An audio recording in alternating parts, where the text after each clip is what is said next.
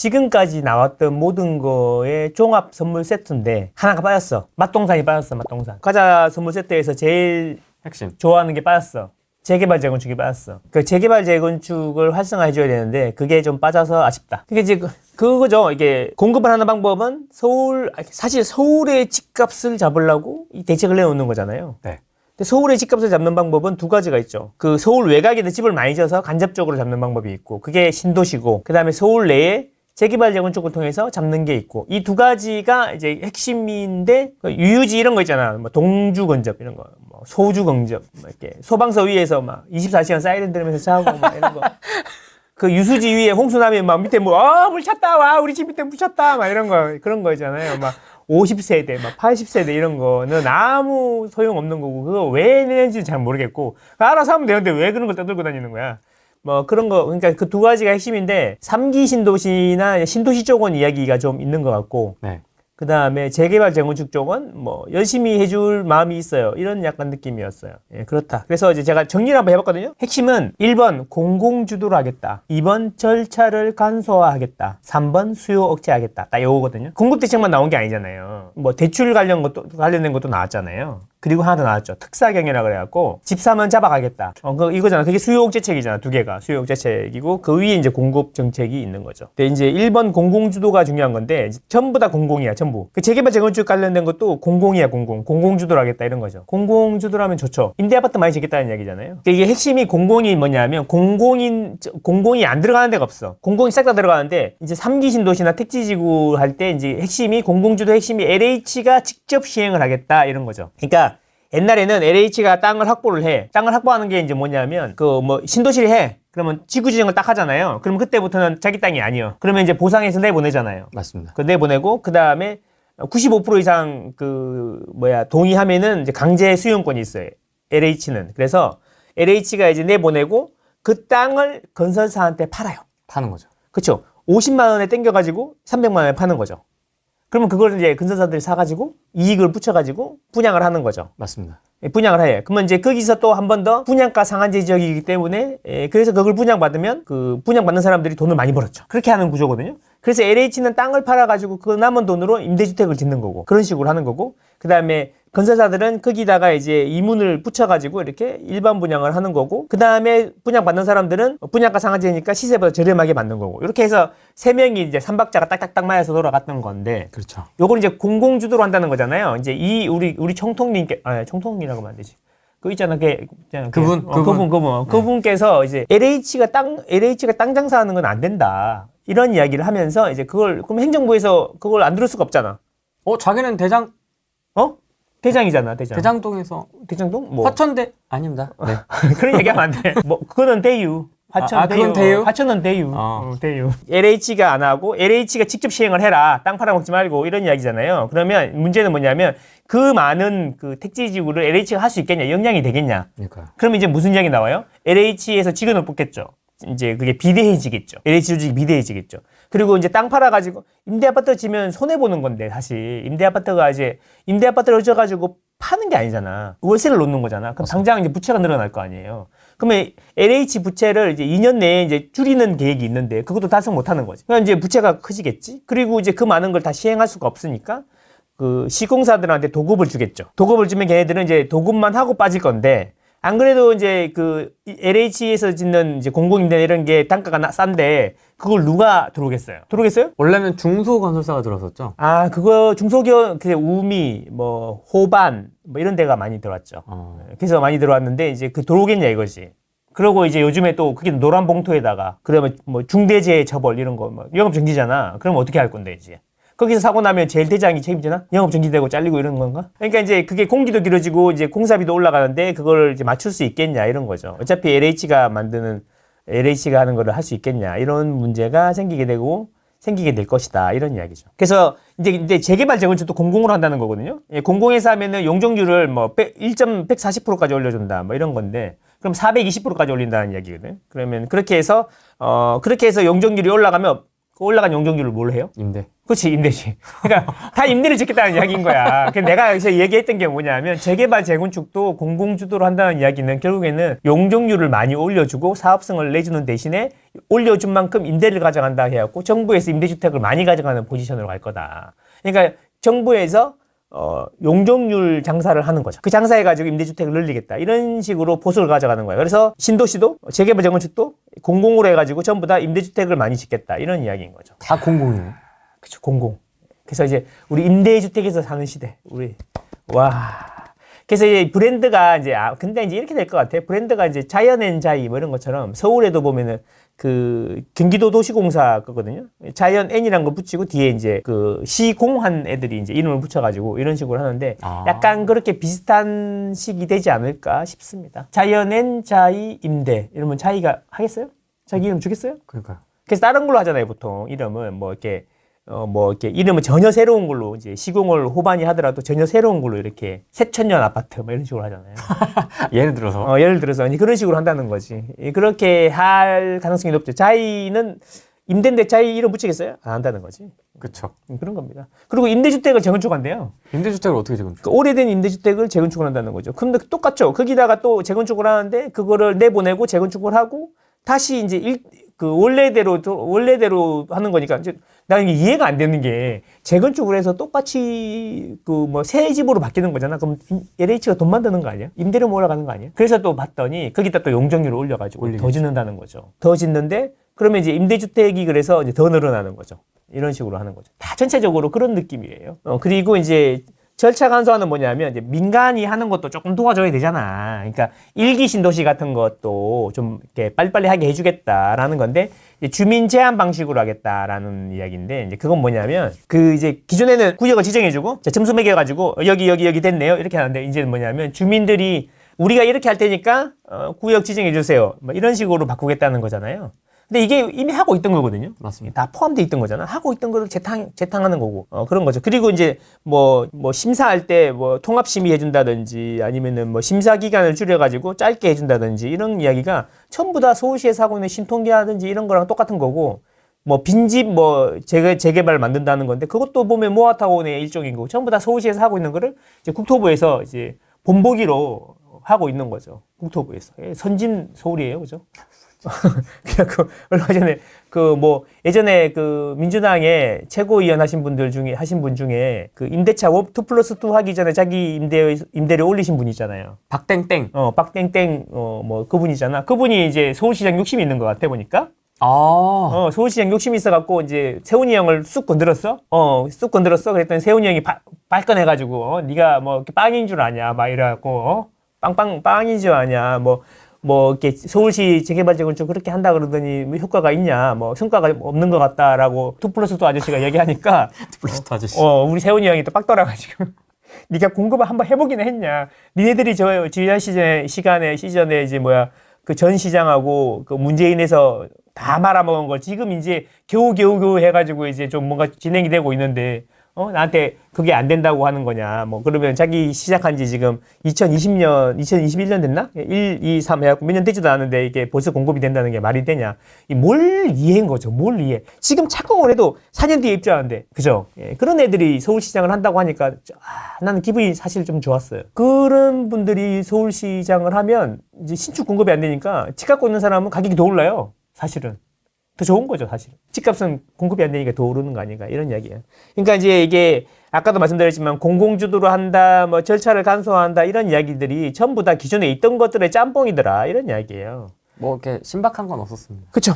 그래서 이제 중요한 거는 그게 아니야. 공공주도로 한다, 절차를 간소화한다라고 했지만, 기존에 있던 거 전부 다 하는 거고, 제일 핵심이, 다른 분들은 그런 말씀을 안 하시는데, 제일 핵심이, 이 공급 정책의 핵심이 딱 하나예요. 30년에 착공하는 게 목표죠. 2030년. 그쵸. 2030년에 착공하는 게 목표예요. 왜 2030년일까요? 대통령 임기가 언제 끝나요? 5년 후. 그러니까 언제예요? 29년, 30년 넘어. 그쪽에 딱 맞춰가지고 이제 착공하는 걸 목표로 하고 있는 거죠. 근데 이제 어쨌든 간에 30년에 착공하는 게 목표 헷갈리면 안 돼. 30년에 입주가 아니고. 30년에 착공하면 언제 들어와요? 30년에 착공을 시작하면은 34년이나 35년에 입주를 하겠죠. 그죠? 그러면 본격적인 입주는 35년 지나야 되겠죠. 그럼 지금 몇 년이에요? 2025년이잖아요. 네. 그럼 앞으로 10년 동안은 입주 물량이 있다는 거 없다는 거야. 없어요. 자, 그러면 어떻게 할까, 정부에서는? 그럼 집값이 올라요, 내려요? 엄청 오를 것 같습니다. 엄청 오를 것 같죠. 그러면 정부에서는 어떻게 해야 될까요? 기다려 주십시오. 저희를 믿고, 저희가 이제 35년만 되면 미친 듯이 공급을 할 수 있을 것 같으니까 조금만 더 기다려 주세요. 차량 통장 깨지 마시고요. 이렇게 한다 하면 믿을까요? 씨알도 안 먹히죠. 문재인 때 또 한번 그러니까 당장 이사 가야 되는데? 지금 애 때문에 이사를 가야 되는데? 학군 옮겨야 되는데. 집이 없는데? 전세 만기돼가지고 뭐 사든가 팔든가 해야 되는데, 사든가 뭐 임대로 가든가 해야 되는데? 그러면 집이 오를 거 아닙니까? 집이 오를 거니까 수요 억제책만 계속 할 것 같다. 이런 얘기인 거죠. 그게 핵심이죠. 그래서 앞으로도 수요 억제책이 계속 나올 거다. 소위 말하는 규제가 계속 나올 거다. 이런 이야기가 되는 거죠. 어떻게 보면 앞으로 수요 억제 규제를 내겠다라는 포석. 포석이죠. 그래서 이제 특사경 만들어가지고 집 사면 잡아갈게요. 조심해라. 세금 조심해. 세금 조심해. 아무래도 얘네들 지금 돈이 어디서 나갖고 집을 사는 거야? PIR이 지금 얼만데, 소득은 안 늘어나는데, 왜 얘네들 집 사는 거 돈 어디서 난 거야? 이 다 수상한데? 이거잖아. 그래서 그 뉴스가 나왔었군. 30억 이상 뭐 전수조사한다고. 전수조사. 돈이 도대체 어디서 나는 거야? 경제가 이렇게 안 좋은데. 다 까봐. 말이 안 돼. 통장 다 까봐. 지금 이러고 있는 거죠. 다 이게 뭔가 조작이다. 지속을 해. 조작은 한국 부동산은 데이터 조작한 사람들이 100 몇 번. 있지. 120 몇 번 중에 100 몇 번 조작한 사람들이잖아. 그런 게 조작이죠. 그게 조작이지. 아무 말도 없잖아. 근데 이제 다 이제 집 사는 사람들이 뭔가 문제가 있는 것처럼 이렇게 자꾸 이렇게 투기의 굴레를 씌우는 거지. 집을 사면 범죄구나, 이제. 그치. 이게 집 사는 게 범죄야. 부동산 범죄를 이제 조직했다는 거잖아요. 특사경인가 뭔가 해가지고. 근데 이게 특사경 이런 거 하는 게 이게 역사가 한 50년 넘어요, 이게. 옛날부터 했던 거거든요.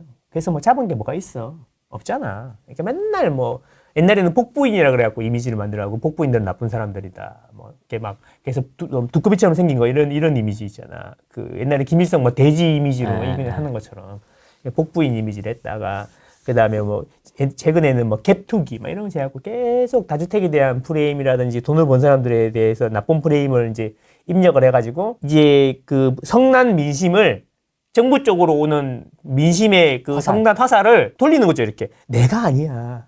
얘가 이랬어, 얘가 지금 투기꾼들의 총본산이잖아, 후랭이 TV라고. 얘가 총본산인 거야. 세무조사 해봐야 돼, 얘는 진짜. 이런 거지, 약간. 그런 느낌으로 만드는 거죠. 뭐, 집 공급 안 한 거를, 이제, 공급 안 해갖고 집 오르는 거를, 이제, 집 사는 사람들한테다가 투기꾼이라는 이제 프레임을 씌워가지고, 그쪽으로 증가하려는 거죠. 그게 특사경인 거죠. 그래서 모두 이제, 지금 이야기하는 게 취소를 해가지고, 집값을 조작하고 있다. 그거잖아요. 이게 이제, 진짜, 취소를 해가지고 조작한다 그래갖고 취소거래 등록하는 거 했고, 그 다음에 나중에 등기 안 치고 나중에 슬그머니 빼더라 그래갖고 실거래 가격에 등기까지 넣고 막 이래갖고 등기 일자까지 넣고 해가지고 계속 그 음모론을 제기하고 거기에 이제 반응해가지고 뭔가 만들고 하는 거잖아요. 그러니까 댓글 보고 정책을 정한다니까. 어쨌든 그래서 이제 특사경 했고, 그다음에 대출 규제도 나왔는데 이번에는 좀 627 대출 규제 효과가 아직은 조금 남아 있는 것 같으니까. 그리고 이제 집이 많이 안 오르잖아. 그러니까 세게는 못 내리고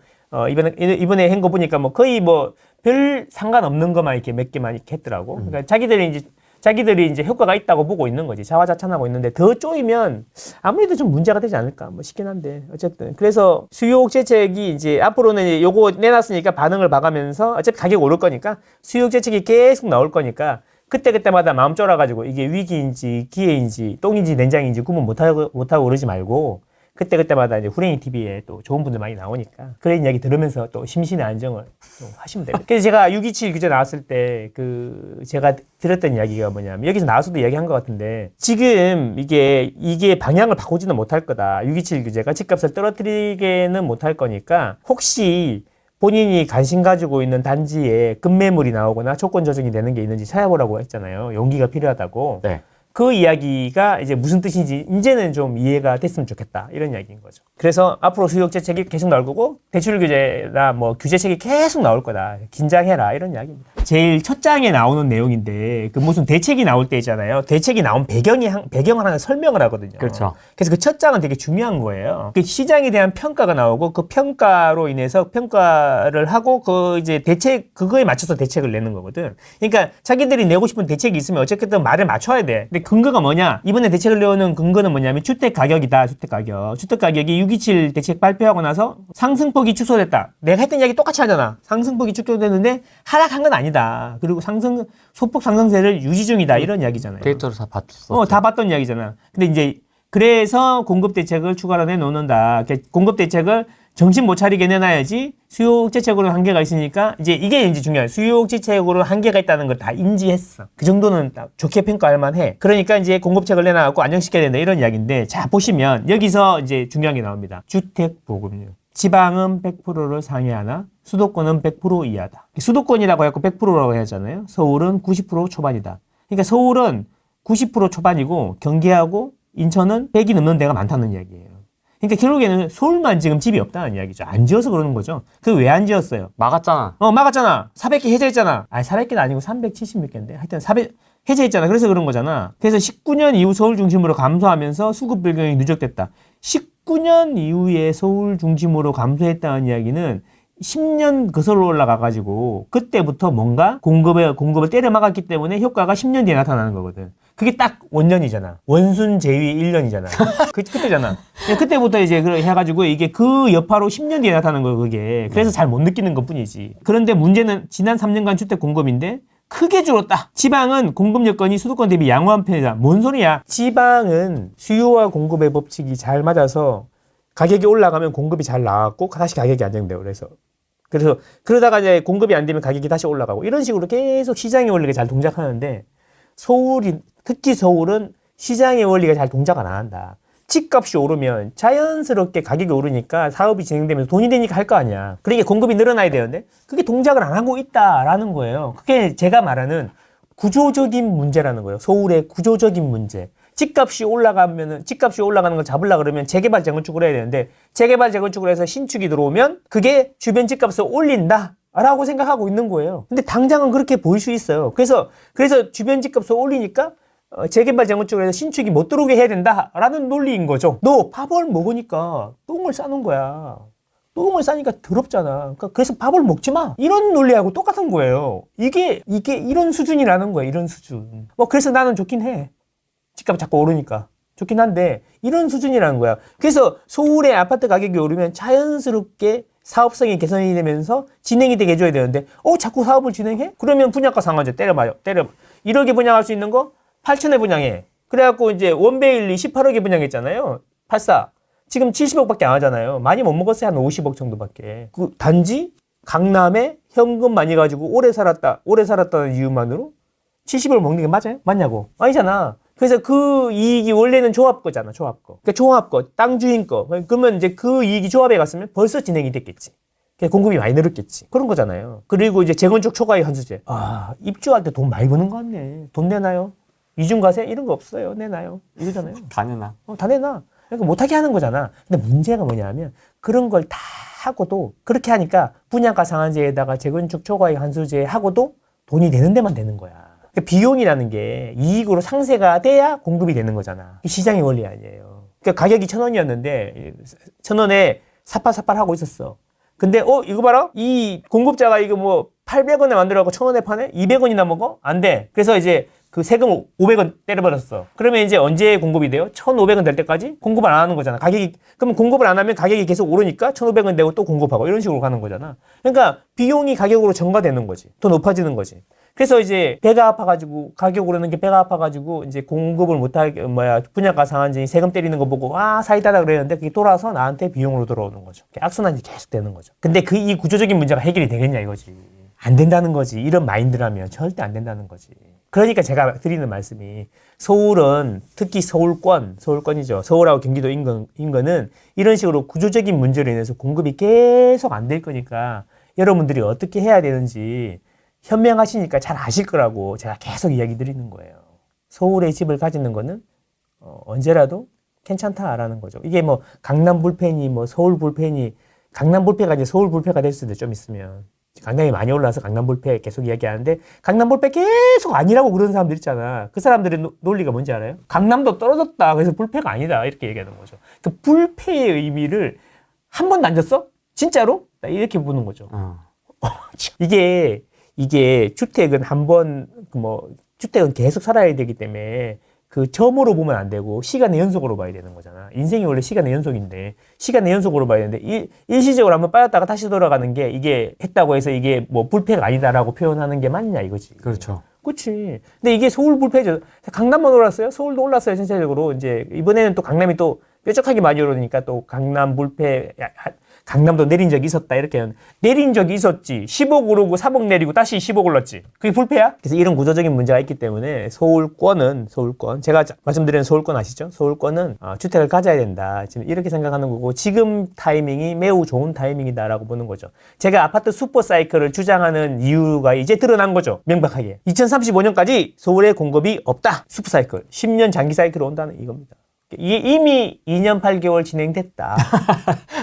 그래서 처음에 2년 8개월 동안은 첫 3년 정도는 잘 못 느낀다. 근데 이제 본격적으로 이제 느끼게 될 거다. 이런 이야기입니다. 2년 8개월이나 외치셨다. 그러니까 사라고. 목이 찢어지라고 외쳤다. 그래서 영상으로 박제해놨다. 뭐 다른 사람들은 다 자기가 옛날에 다 이야기했대. 영상으로 박제해놨으니까 그 영상 제 유튜브 메인에 들어가면 있으니까요. 한번 보세요. 망고쌤, 사라는 건 알겠는데 돈이 없습니다. 돈이 없으면 자기 돈에 맞춰가지고 사면 되죠. 자기 돈에 맞춰가지고. 자, 여러 가지 방법이 있어요. 그러니까 돈이 없다는 게 이제 보통 보면은 강남 들어갈 돈이 없는 사람도 있고, 동대문 들어갈 돈이 없는 사람도 있고, 맞습니다. 진짜 나는 1억밖에 없는데요. 뭐 이런 분들도 있잖아요. 그럼 뭐 그게 맞춰가지고 해야 되는 거죠.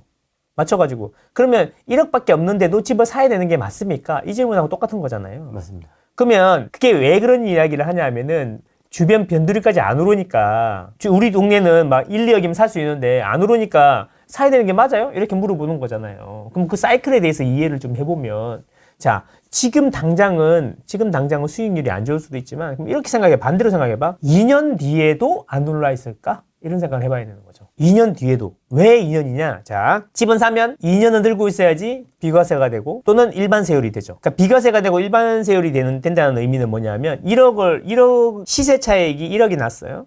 그러면 그 1억에 대해서 비과세가 되면 10원도 안 낸다는 거죠. 양도소득세는. 그죠? 그럼 일반 세율이 되면 1억에 대해서 뭐 1천만 원 조금 더 나올 거예요. 그렇게 되는데 2년 지나면 그게 아니면 2년 내에 팔면 뭐 60% 이렇게 나온단 말이에요. 단일 세율로. 6천만 원이 날아가는 거죠. 그래서 주택을 사면 올라도 2년 동안은 못 팔아요, 최소한. 그래서 일시적 1가구 주택도 2년 단위로 이렇게 하는 거잖아요. 그러면 내가 지금 산다는 이야기는 2년 뒤에 가격이 올라 있을 거냐, 지금보다? 내려 있을 거냐? 라는 질문을 하는 거랑 똑같은 거죠. 그렇잖아요. 저희 동네는 그대로일 것 같은데요? 2년 뒤에요? 그 어딘데요? 구로? 아니 뭐 그렇게 얘기할 수도 있죠. 그럴 수 있죠. 그러면 사이클에 대해서 좀 이해를 해봐야 된다는 거지. 그러면 이제 이런 생각을 해봐야 되는 거죠. 이 집값에 영향을 미치는 게 뭐가 있을까? 이런 생각을 해봐야 되는 거죠. 그럼 집값에 영향을 미치는 게 정책도 있고 뭐도 있는데 매우 단기적으로는 정책이 효과가 클 수도 있어요. 그 규제 효과죠. 그러면 이게 그동안의 집값을 잡았냐 이거죠. 길게 보면. 그러니까 뭐냐면 노무현 때도 그랬고 나는 세 번째 이 게임을 하고 있잖아. 나는 이 게임이 세 번째야. 노무현 때도 해봤고, 그 다음에 문재인 때도 해봤고, 다시 이것 때도 해보고, 세 번째 하고 있잖아요. 그러니까 노무현 때도 엄청 규제 심하게 했어요. 이 모든 그 규제의 근간을 노무현 때 만들었다고 해도 과언이 아닐 정도로 디테일하게 만들었단 말이에요. 그리고 노무현이 없었으면 규제가 이 정도까지 할 수도 없었을 거예요, 아마. 문재인 때도 한 30번 냈잖아? 그 집을 잡았냐고. 근데 순간적으로 출렁이긴 했지, 그때. 대출 규제를 내고, 규제를 내면 3개월에서 6개월 동안 출렁거리긴 했지. 근데 결국엔 지나고 나면 이렇게 된 거죠. 이렇게 다시 올라가는 거죠. 그렇죠? 그러면 이 단기적으로는 효과가 있을지 모르지만, 그래서 이제 논문 같은 걸 봐. 하락론자들 이야기 좀 듣지 말고, 제발. 논문 같은 걸 보면 규제 효과는 길어야 6개월이다. 이런 이야기가 있잖아요. 627 규제도 보세요. 다 6개월 간다고 했잖아요. 근데 지금 2달 만에 끝났잖아. 그거 계속 말씀드리고 있잖아요. 생각보다 오래 못 가고, 내성이 되게 심하고, 근본적인 문제는 뭐냐면, 이제는 다주택자들은 다 아웃됐어요. 솔직히 말하면. 추가로 뭐 살 게 없어요. 다주택자가 대부분 알아. 근데 그래서 실수요자나 갈아타기 이런 사람들이 주로 하는데 그 사람들을 규제해야 집값이 잡히는 겁니다. 사실은 집을 사는 사람들이 그런 사람들이니까. 근데 그런 사람 막으면 어떻게 돼요? 정권이 몰락해요. 왜? 문재인 정권 때 마지막에 그 킥보드 타고 다니면서 따릉이 타고 다니면서 집 사는 사람들 있었어. 내가 집값 잡아준다 그래서 기다렸는데 도저히 못 참겠다 그래갖고 폭발해가지고 그래서 이제 폭발했단 말이지. 2017년 18년 막 계속 집값 조르기 열받았는데 2019년 겨울에 살짝 내렸거든. 2018년 겨울에 살짝 내렸거든. 그래서 살짝 기분 좋았다가 2020년 4월 되면서 돌아서 가지고 또 엄청 세게 올랐거든. 그러니까 그때 막판에 이제 2020년에 영끌에 하고 돌아서 가지고 딱 집을 샀는데 그 사람들을 저격한 거지. 그래서 정권이 몰락한 거고. 근데 그거를 잘 알고 있기 때문에 이번 정권도 초반에 부동산 정책을 안 냈잖아요. 안 내고 부동산 안 잡겠다, 세금 규제 안 하겠다. 라고 해서 대통령이 됐죠. 공약 이행률 이런 거를 따지려고 그러면 공약을 안 하는 게 좋잖아요. 나중에. 그죠? 없던 공약은 이행한 게 뭐 이행하고 안 오고 없으니까. 어쨌든 그렇게 된 거잖아요. 그래서 실수요자들을 못 건들 거라는 거야. 그래서 실수요자들을 건들면 정권이 무너진다는 걸 알고 있기 때문에. 그래서 이번에도 대출 규제, 그 수요 억제책을 하나 내놓고 바로 공급책으로 돌아서는 이유가 그래서 그런 거죠. 문재인 때는 수요 억제만 하다가 막판에 제일 마지막에 공급책으로 돌아섰는데 그때 했던 게 뭐냐면 공공재개발이었어요. 공공재건축이고. 3080. 그거 똑같이 하는 거잖아. 똑같이. 그때 뭐 120만 세대를 뭐 하고 어쩌고저쩌고 했는데 하나도 못해. 빵. 공공재개발 다 해제됐어. 31군데가 있었거든. 다 해제됐어. 그러니까 그걸 지금 또 다시 하는데 이제 정권 초기부터 공급 정책을 내놓는 이유가 바로 수요 억제책으로는 한계가 있고 지지층을 공격하는 거에 될 수 있단 말이야. 수요 억제를 더하면. 실수요자 위주이기 때문에. 그래서 공급책을 내놓는데 문제는 이게 효과가 없을 거라는 이야기지. 그래서 특사경 같은 걸 만들어갖고 자꾸 뭔가 비리가 있는 것처럼 만들고 여론 조성한 다음에 수요 규제를 계속 해나가지 않을까 이런 생각이라는 거죠. 문재인 때랑 똑같아요. 구조적으로 똑같을 수밖에 없는 게요. 이게 돈은 계속 늘어나고 사실 그 돈이 늘어나는 속도도 중요하지만 그 늘어나는 돈들이 다 서울로 몰린다는 거죠. 그게 문제잖아요. 양극화, 초양극화 그러는데 이보다 이제 시간이 갈수록 더 벌어지겠지. 그러니까 그 돈이 다 서울로 몰리는데 그러면 서울에 돈이 자꾸 모이고 서울엔 집을 안 지으면 서울 집값이 올라 안 올라? 근데 그 근본적인 문제를 해결할 수가 없다니까요. 그래서 규제를 해도 해결이 안 되는 거야. 배가 아픈데 머리에다가 자꾸 악가진 기를 바르는 거지. 근데 그걸 몰라서 진짜 이러는 걸까요? 아니, 그러니까 그러니까 내가 볼 때는 문재인 때는 진짜 몰랐던 것 같아. 진짜 몰랐다. 빵이야, 빵. 빵장관이야. 그거를 이제 자기가 끝날 때쯤 알은 거, 자기도 알은 거지. 빵이라면 좋겠어. 밤새도록 만들겠다. 이런 하면서 이제 그 빵 이야기를 날리면서 떠났잖아요. 네. 빠이빠이 하고 갔잖아. 그랬잖아. 근데 이번 정권 사람들은 이야기하는 걸 들어보면 부동산 투자도 잘하시고, 주식도 잘하시고, 그리고, 이게 정책이나 이런 것도 잘 아는 것 같아. 아는 것 같은데, 알지만 해결할 수 없다는 거를 아는 거지. 그러니까 이제 머리가 아프겠죠. 아직 뭐 2개밖에 안 나왔지만은 627하고 이거 2개밖에 안 나왔지만 대통령의 머릿속에 뭐가 있는지를 모르겠다라는 게 되게 불확실성이었는데 그게 좀 해소가 된 느낌? 머리 뭐가 더 있긴 뭐가 있어. 그러니까 우동산 뭐 어디로 튈지 모른다라는 좀 불안감이 있었지 않습니까? 특히 부동산에 대해서는. 그 히든 카드가 다 나왔잖아요. 근데 이제 뭐 끝이야. 딱 2개 보니까 카드가 많다는데 뭐 카드 뭐 많네. 카드가 많긴 하네. 뭐 없어요. 네. 많긴 하네. 뭐 이렇게 뭐 한 것, 뭐 두 것, 뭐 이런 거 약간 다 대부분. 다 00. 00 막 장땡이야? 00?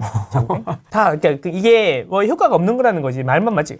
이게 이렇게 긴 정책을 57페이지인가? 처음 봤어. 뭐 이렇게 장황해. 말이 많아. 이게 이런 거 있잖아. 뭐 잘못해갖고 애한테 뭐 막 다그치면 뭐 핑계 막 대고 말이 자꾸 많아지잖아. 사람들이 원래. 말이 많아져. 딱 그런 느낌이라는 거지. 확실한 건 없어. 이 구조적인 문제가 해결이 안 된다. 그럼 이 구조적인 문제를 해결하려 그러면 장기적인 공급 기반을 마련해야 되는 거고, 욕을 먹더라도 한 5년 동안은 계속 집이 올라도 계속 밀어붙여야 되는데, 그러면 정권 재창출이 안 되잖아요. 정권 재창출이 안 되면 특검 수사를 받을 수 있잖아요. 그래서 안 되는 거예요. 정부도 솔직히 약간 이런 측은지심까지 느껴진다, 이제는.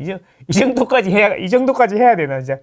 소방서에다가 40% 50% 지는 것까지 이야기해야 되냐 할 정도로 측은한 마음이 드는데, 근데 이제 문제는 뭐냐면, 결론적으로 3기 신도시도 열심히 해야겠지만, 도심의 재개발 재건축 규제를 완화해줘야 되는데, 그게 다 빠졌다는 거예요. 그래서 반쪽짜리 정책인데 그 반쪽도 성공 확률이 높진 않다. 이렇게 보는 거죠. 2030년에 착공하는 걸 다 목표로 하고 있잖아요. 그럼 2010년 동안은 이제 공급이 없다는 거야. 서울 주변에. 근데 서울만 없는 게 아니라 경기도까지 이제 공급이 없다는 건데. 그래서 슈퍼 사이클이 이제 이미 시작됐는데 이제 그게 가속이 될 거다. 이렇게 저는 추정을 하는 거죠. 10년 보십니까? 네? 10년? 뭐 10년까지는 내가 뭐 이렇게 뭐라고 내가 10년을 보겠습니까만은 이제 점쟁이는 아니지만 전체적으로 10년 동안은 10년이 아니라 구조적으로 서울은 공급이 안 될 건데 이게 문제를 해결하는 방식 자체가 잘못되어 있는 것 같아요. 무슨 이야기냐면 그 주거 정책이나 이런 거를 관할하는 독립된 기관이 있고 거기에 나오는 거를 정책에 반영해야 되는데 그런 기능 자체가 없잖아요. 예를 들면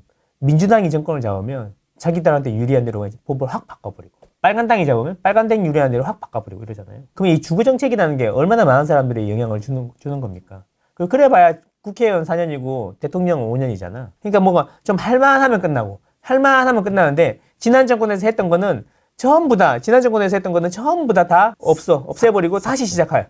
그래서 그게 할만한 5년 정도 되면 또 끝나야 되는데 뭐 한 2, 3년 하다 또 없어져. 대통령이 또. 그러니까 뭐가 정책의 일관성이 없잖아. 100년치 대계 뭐 이런 이야기 많이 해. 교육은 100년치 대계 이런 이야기 하는 것처럼. 그러면 그래서 그게 뭐 정책을 결정하는 기구 같은 걸 만들어 놓고 이제 거기서 나오는 거를 그냥 여당이나 야당이 조금만 손대가지고 그냥 통과시키는 수준으로 해야 이게 진행이 되지.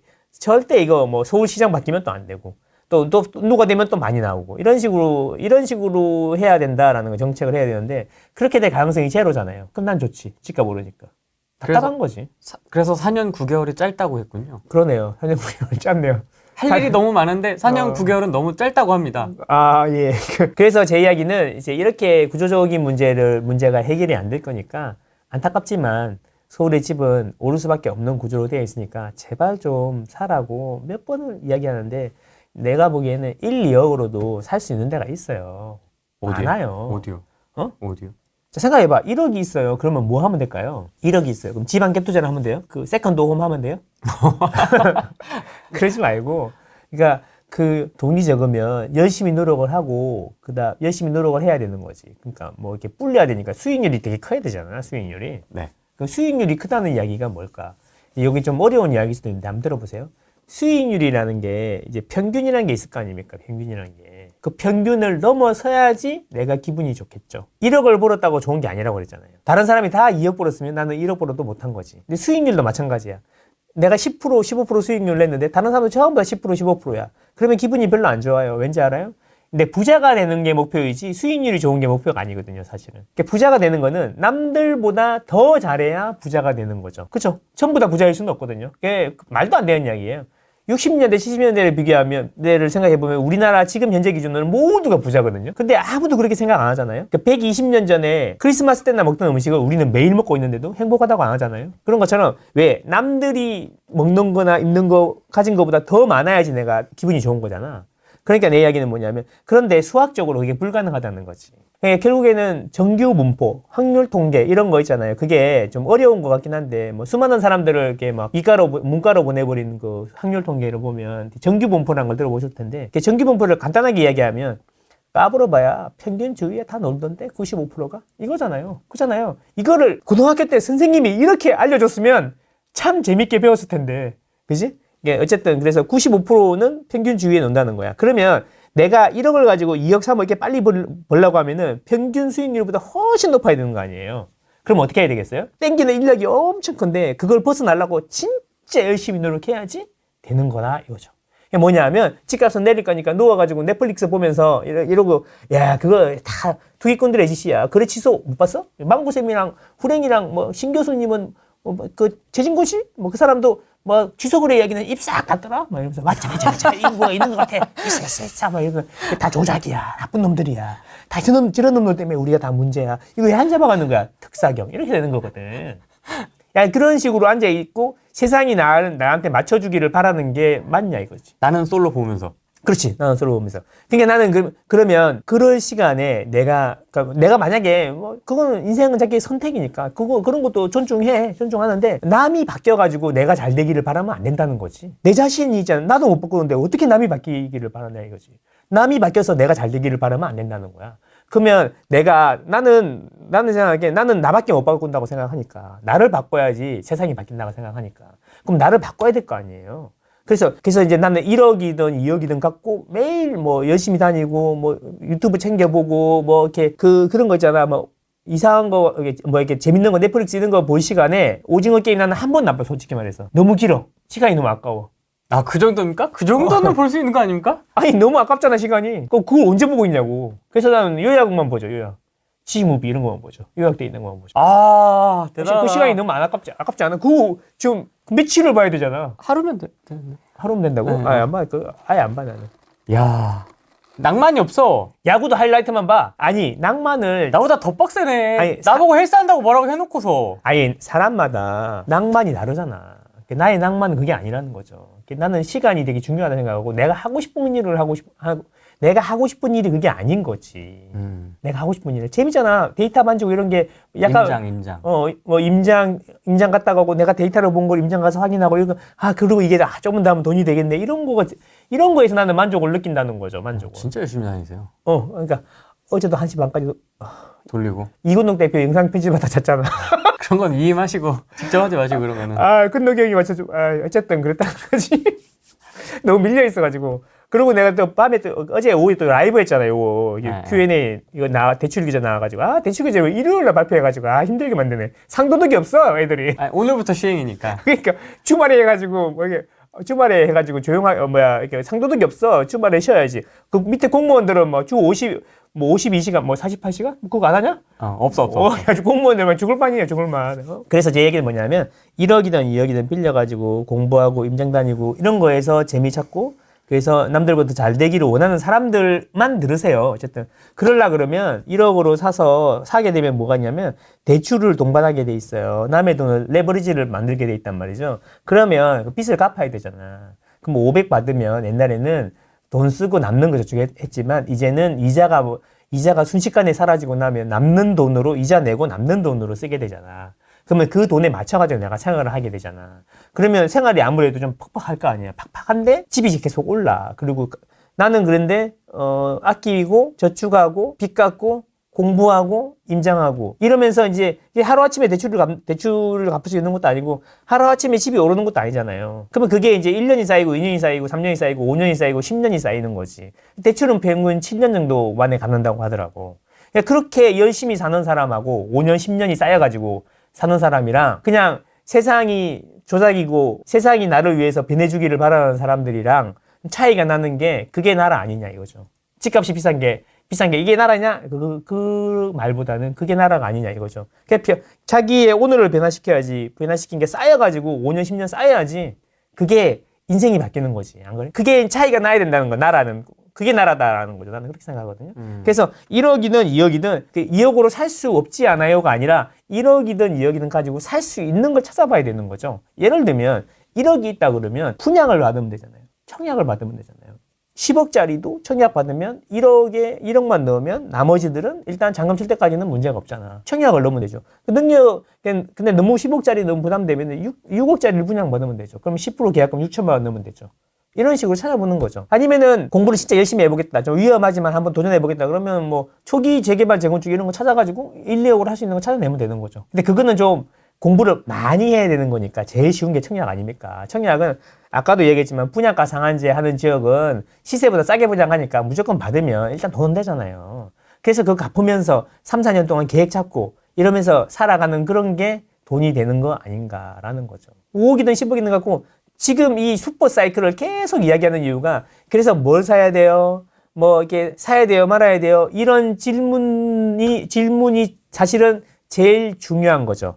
지금 사야 되는지 말아야 되는지를 결정할 때는 이 사이클이라는 걸 이해해야 되잖아. 부동산 시장. 그러면 내가 사고 말고는 오를 거냐 안 오를 거냐 이게 지금 중요한 거잖아요. 그렇죠? 삶의 보금자리는 전세로 살아도 보금자리는 돼요. 근데 나는 집을 사서 시세 차익도 보고 싶은 거잖아. 그것도 기대하잖아요. 그래서 살면서 죽어도 해결이 되지만 투자도 되는 거니까 양날의 검인 거잖아. 어떻게 보면은. 그래서 이제 집을 사는 건데 그러니까 이거를 사고 말고는 사이클이 그러니까 2년 뒤에 적어도 2년 뒤에 올라 있을 거냐 내려 있을 거냐 이거에 대해서 판단을 해야 살 수가 있는 거잖아요. 만약에 근데 그래서 제가 사이클이 중요하다는 거고 슈퍼 사이클이라는 거고 사이클을 만드는 게 금리하고 수급이라는 거고 금리하고 수급이 지금 어느 방향으로 가고 있는지는 너무 명백하니까 지금은 사야 되는 게 맞아. 그러면 사야 된다는 가정하에 그러면 내 사정에 맞춰가지고 가장 좋은 게 뭔지를 고민을 해야 되는 거지. 그러니까 이것도 올라요? 내려요? 이런 질문 자체부터 하면은 이제 거기서부터 이야기 엄청 기는 거지. 수급은 뭐고 금리는 뭐고 그 이야기는 우리가 3년 동안 여기서 계속 하고 있잖아. 했었으니까. 계속 이야기 3년 동안 계속 똑같은 이야기를 진짜 똑같은 이야기인데 조금 다르게 해야지. 그래야 이제 조회수도 나오고 하니까 여러분들 똑같은 이야기 하는 거예요. 아까진기 바르고 막 화장실 이것도 했고 요것도 했고 막 오른손 왼손도 있었고 제발 오른손 왼손도 있었고 막 그렇죠. 엄청 많았죠. 그 뭐 비유하면 비유만 한 100개 했었고 수도꼭지 틀었다가 그쵸. 와인잔 미론에다가 막 ABC가 어쩌고 저쩌고 이런 얘기 했던 이야기가 다 지금 수도권 특히 서울의 사이클이 점점 좋아지고 있다. 이런 이야기를 했던 거. 슈퍼 사이클에 진입했다. 그게 2년 8개월 진행되는데 이제 가속이 붙을 거다. 이런 이야기. 오늘 봤잖아요. 어제 봤죠. 모든 게 드러났죠. 많잖아요. 맞습니다. 공급은 답이 없다. 계획을 발표한 거지. 실행이 될지 안 될지는 모르는 거예요. 근데 계획만으로도 절망적이라는 거지. 문재인 정부 때 생각해보면 진짜 그렇지. 문재인 때 막판에 공공 재개발 이런 거 해갖고 100만 원 넘게 공급한다고 그랬어. 뭐 3080 플러스부터 해가지고 뭐 온갖 게 다 했었죠. 말은 겁나 좋아. 뭐 3080 그러니까 뭐 가만히 있으면 뭐라는 거야? 3080 30년까지 80만 원 공급한다는 얘기잖아. 그런 이야기였을 거야. 3080이 지금 5년 남았어. 5년 남았어. 뭐 30만 원, 120만, 5만 원, 125만 원. 하여튼 뭐 이렇게 그 나온 거 뭐 다 대해보니까 한 기존에 있던 거 빼고 신규로 발급한 게 거의 없어요. 거의 없고 30년까지 대해보면 30만 원 정도, 33만 원 정도인가? 내가 계산해봤거든. 대해봤는데 공공 예리 직접 시행 뭐 이게 30년까지 착공하는 것만 모아놓은 거예요. 그러니까 비주택 용지 전환. 이거는 뭐야? 비주택 용지 전환. 요거는 그 뭐 지산 용지 이런 거는 다 주택으로 바꾼다는 거잖아. 공급 조기에 뭐 이렇게 해가지고 쭉 다 대해보면 33.6만 원 나와요. 2030년까지 착공할 수 있다는 게. 그러니까 착공을 한다는 거예요. 30년까지 착공. 근데 이게 계획이라는 거지, 계획. 제대로 되겠냐고. 문재인 때 나왔던 거 이제 리바이벌하는 거 되게 많은데 문재인 때 2017년, 18년에 얘기했던 것도 아직도 못하고 있는데 잘 되겠냐고 이게. 그래서 계획을 내놓은 거지 실행한다는 이야기는 아니라는 거. 이 중요하다라는 거예요. 이렇게 어려운 겁니다. 도심에. 이게 우리 서울만의 문제가 아니라 모든 대도시들이 안고 있는 구조적인 문제예요. 공급이 어려운데 사람들이 자꾸 몰려들고. 그래서 뭘 하려고 그러면 뭐 환경이다, 뭐다. 이러면서 이제 계속 집을 지을 수 있는 여건들은 점점 힘들어지고. 그래서 가격이 오르니까 더 난리가 나고. 그런 거죠. 그래서 뭐 우리나라 빼고 다른 모든 나라들 대부분의 선진국들은 이제 집값 잡는 걸 포기했잖아요. 집값을 잡는 게 아니다. 집값은 오를 수밖에 없고. 그런데 우리가 어떻게 공급을 하겠다. 이런 이야기를 하지.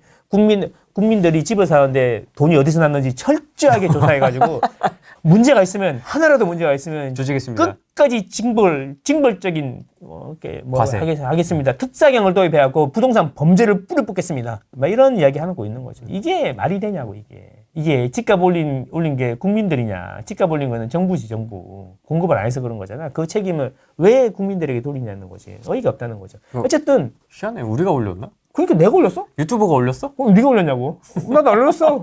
그냥 나 샀어. 샀는데. 그러니까 아니 내가 안 사도 누군가는 살 거 아니야. 수요와 공급으로 집값이 수요와 공급으로 움직이는 거잖아. 기본적으로 기본이 그렇다는 거죠. 그러니까 이 작은 거를 침소봉대해 가지고 모든 거를 설명하려 그러니까 음모론이 나오고 그걸 가지고 정책을 정하니까 이상한 쪽으로 가는 거야. 계속 부작용만 나는 거지. 그러니까 전체 거래 중에 취소 거래가 차지하는 비중이 한 5% 정도 된다고 해요. 근데 그 5% 되는 거를 가지고 뭐 신고가 거래가 했다가 취소했니 뭐 이랬는데 강남은요 대부분 신고가예요. 그러니까 취소하면 대부분 신고가라는 거야. 그러니까 이게 5%가 통계학적으로 5%가 전체를 설명할 수 있어요. 5%로. 통계학적으로 유의미하면 사회가액은 80% 정도 돼야지 설명이 되는 거고 자연가액은 뭐 90에서 95% 돼야지 설명할 수 있다. 뭐 상관관계가 높다 이렇게 얘기하는 거 아니야? 오, 대학원. 아니 대학원이 아니야. 그거는 챗GPT한테 물어봐도 얘기하잖아. 그러니까 뭐 그렇잖아. 내 이야기는 뭐 95%의 신뢰도로 뭐 이러면서 맨날 지지율 이런 거 할 때 와 박수 치더만 뭐 그거 95% 그 정도는 돼야지 맞는 거 아니야? 내 이야기는 그런 거라는 거죠. 그러니까 그 5% 가지고 전체를 확대 해석해 가지고 이제 설명을 하려고 그러니까 계속 핀트가 이상하고 이상한 생각에 빠지는 거지. 마치 야구로 치면 갑자기 지금 꼴등하고 있는 키움이 2등 할 거다 이런 이야기가 똑같은 거야. 확률적으로는 불가능한 일이잖아. 6등하고 있는 롯데가 갑자기 2등 하겠어? 잠깐 설렜다. 진짜 잘해갖고. 하나는 몇 등이에요? 하나 지금 2등. 2등이에요? 2등이에요. 여전히 이상하네? 여전히 이상해. 그런 이야기인 거예요. 5% 가지고 전체를 어떻게 시장을 설명하냐. 그러니까 거기서 음모론에 빠지고 사탕 말림에 말리는 거지. 자, 이게 진짜 공급 절벽이 아니라 공급이 절멸했습니다. 절멸. 이게 계속 몇 번을 이야기해요. 이제 입이 아파가지고 들으시는 분들은 너무 식상할 것 같긴 한데 진짜 네. 그거잖아. 서울은 통계를 낸 이후에 가장 낮은 입주 물량이 3년간 확정적으로 계속된다. 이게 팩트잖아, 팩트. 2025년은 입주 물량이 35,000호예요. 아파트 입주 물량이 35,000호인데 이 35,000호 들어왔는데도 이게 이 난리인데 내년에 7,000호, 1만호 밑으로 내려간다는 거예요. 이게 우리가 아파트를 본격적으로 공급하기 시작한 게 80년대 초반이라고 보면 그때부터 아파트를 졌다고 하면 그렇다고 하면 45년 만에 최저 수준으로 최소한 3년 이상 유지가 되는데 이 공급 대책도 보니까 10년 동안은 비슷한 구조적인 문제로 인해서 공급이 절벽이 올 것 같은데 절벽이 아니라 뭐라고 이야기했느냐 이거. 하여튼 올 것 같은데 그러면 집값이 어떻게 되겠어? 아니 그냥 상식적으로 생각해서 뭐 대집값 조작설 뭐 이런 걸로 계속 밀어붙일 건가? 그래서 이제 요즘 하락론자들도 갈아타는 거 아니야. 저는 눈으로 보는 걸 좋아하잖아요. 눈으로 보고 하는 걸 좋아하니까 이거 보시면 이 서울 25개구란 말이죠. 서울 25개구. 서울 25개구를 보시면 전체적으로 파란색은 하나도 없다는 게 이게 가격이 전부 다 오르고 있다는 거죠. 전체적으로. 서울은 오르고 있는 게 맞는데 상승폭이 줄어들고 있었다. 이렇게 표현할 수 있었던 거죠.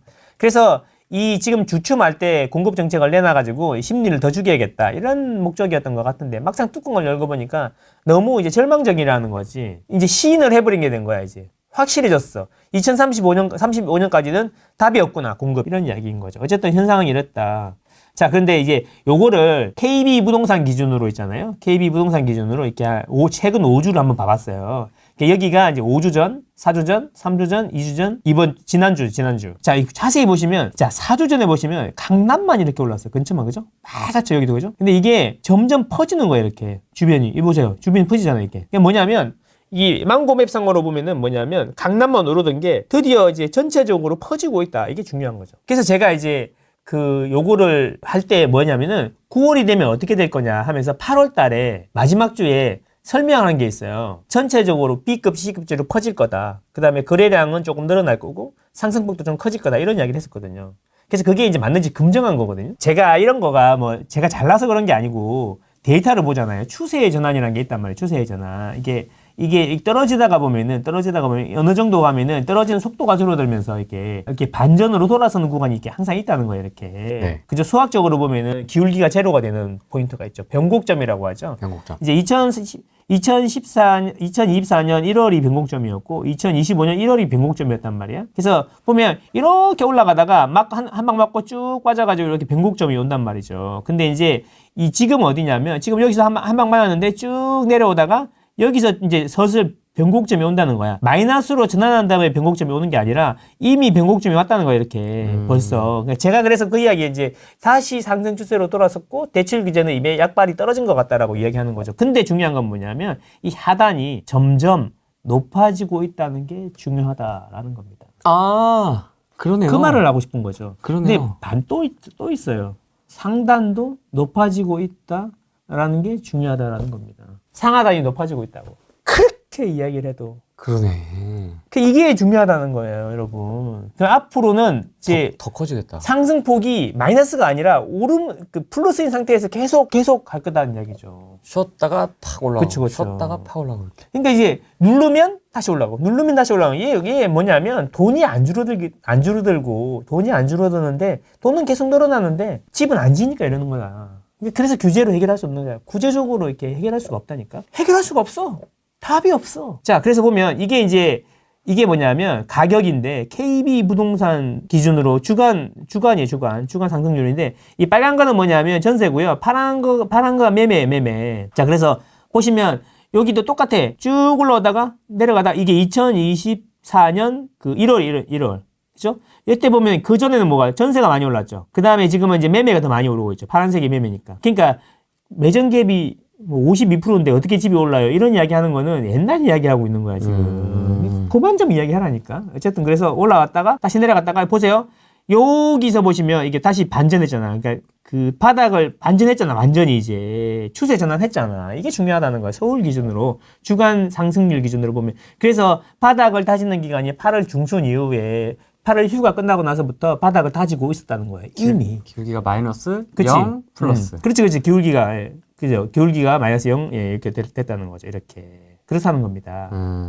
심리 넣어볼까요? 자, 심리도 볼까요? 자, 그러면 여기서 보면은 요게 이제 2014년 1월이고 2025년 1월이고 여기잖아. 보면 또 여기 완전히 돌아섰잖아, 여기에. 완전히 돌아섰어, 여기 보시면. 그죠? 완전히 돌아섰죠?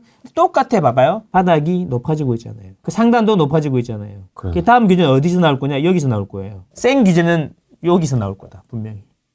그럴 거다. 그래서 이거 똑같이 가. 상승률이랑. 연말에 나오겠는데? 똑같이 가. 근데 이게 지금 분위기가 심상치 않아. 그래서 이제 골든타임이야, 지금 또. 싸게 살 수 있는 골든타임. 그래서 내가 자꾸 매점, 단지마다 이게 급매물 나올지도 모르니까 빨리 사라고 이사 가야 되시는 분들이 있거든. 급매물 나올지도 모르니까 빨리 대기하고 사라 그랬잖아. 그래서 얼마 전에 보니까 뭐 장미 아파트를 시세보다 싸게 사신 분이 있다고. 그래서 멤버스요? 소고기 사다 주시더라고. 적극적으로. 그래서 이제 분당 사시는데, 중대형 사시는데 장미로 가는 게 맞냐, 오래된 집인데. 내가 무조건 가라 그랬거든. 이때다. 6월 27일이 기회다. 얼마나 용기가 필요했겠어. 절절 떨어. 소고기 사주시더라고요, 소고기. 싸게 샀다고. 자, 거래량이 자세히 보시면 이게 그거예요. 6월달 거래량이고, 자, 파란색이 뭐냐면 7월달 거래량이에요. 8월달은 보세요. 8월달은 남색인데 7월보다 거래량이 줄었죠. 이렇게. 일별 집계예요. 거래량이 밑에 있잖아요. 네. 근데 최근에 보세요. 따라갔죠. 그러니까 이게 8월달에 스타트는 별로 안 좋았는데 7말 8초가 원래 휴가 기간이잖아. 그거 효과도 있었던 것 같아. 그래서 이게 뭐냐면 그러면서 이게 휴가 기간 끝나고 나니까 집계가 되기 시작하면서 7월을 좀 돌파하고 있는 거야. 8월은 7월보다 스타트는 안 좋았지만 지금 돌파를 하고 있다. 이게 중요한 거거든요. 이게 35일부터 45일 사이가 제일 기울기가 이제 꺾이는 시점이거든요. 보시면 이렇게 보시면 올라가다가 여기서 꺾이잖아요. 그럼 아마도 4월 달보다는 조금 높은 데서 끝날 수도 있겠다.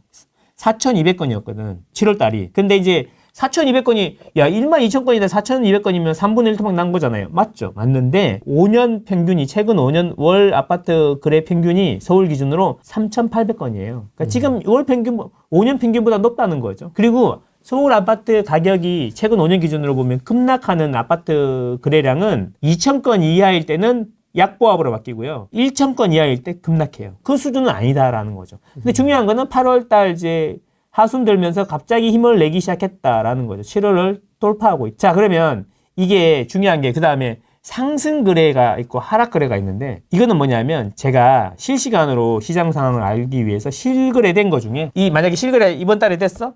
그럼 지난달에 혹시 그 평형이 거래된 게 있어. 그러면 그거보다 높이 거래가 됐는지 낮게 거래됐는지. 그러니까 직전 거래보다 높게 거래됐는지 낮게 거래됐는지를 보는 거예요. 근데 이제 한 달 내에 거래보다 높게 거래됐는지는 남색. 3달 내에 거래보다 높게 거래됐는지는 빨간색. 그리고 이거는 신고가율이에요. 신고가율. 거래된 거 중에 신고가가 몇 건이 나왔냐. 이런 거거든요. 그럼 자세히 보시면 요거는 9월 달이라 집계가 아직 덜 됐을 그런데 8월 달도 보면 신고가는 최근 기준으로 보면 상당히 높은 수준에 있다라는 거. 최근 급락 이후에 다시 올라오기 시작한 기준으로 보면은 거의 5위 안에 든다라는 거야. 8월 달도 신고가는 계속 나오고 있다는 거죠. 거래량은 줄었는데 신고가는 계속 나오고 있다는 거죠.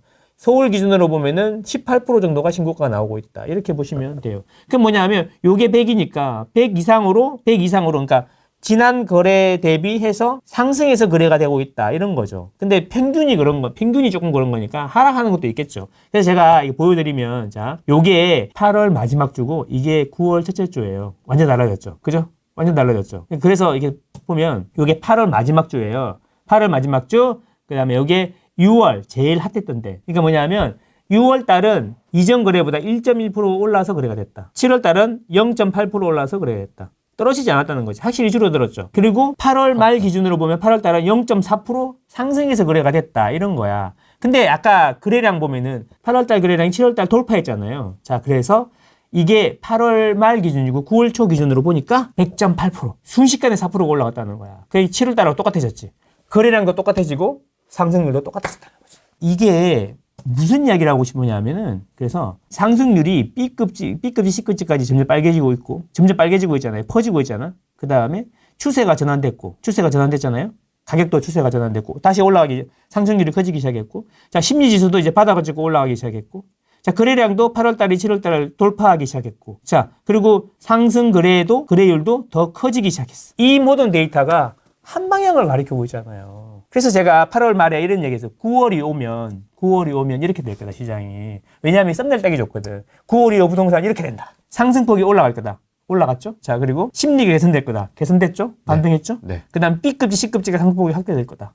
됐죠? 거래가 증가할 거다. 이렇게 8월 말에 영상 박제해 놨으니까 보십시오. 그래서 이게 모든 데이터가 한 방향을 가리키고 있다. 그래서 지금 생각해 보니까 6월 대출 규제가 그때가 참 좋은 기회였다라는 거죠. 지금도 늦지 않았다. 어차피 슈퍼 사이클의 초입이다 이제. 제 생각은 이래요. 이제 8월까지는 대출이 많이 늘어난 것처럼 보일 겁니다. 9월 초까지도. 6월 달에 거래가 많이 됐으니까 6월 거래가 두세 달 뒤에 등기를 치고 등기를 칠 때 대출이 실행될 거니까. 그래서 8월, 9월은 대출이 좀 많이 나오는 것처럼 보일 거고 그걸 모니터링을 하고 있을 겁니다. 금융위원회에서. 근데 이제 7월은 조금 적게 나왔거든요. 증가폭이. 적게 나온 이유는 5월에 거래된 게 7월에 보통 잔금을 치니까 4, 5월에는 거래량이 적었거든. 6월 달만 튀었잖아요. 그래서 8월, 9월은 대출이 늘어나는 것처럼 보일 건데 금융위원회에서는 모니터링을 할 거란 말이야. 그럼 9월 하순부터 대출 증가폭이 많이 줄어들 겁니다. 왜냐하면 7월 거래량이 3분의 1로 줄었으니까. 8월 거래량도 3분의 1로 줄었고.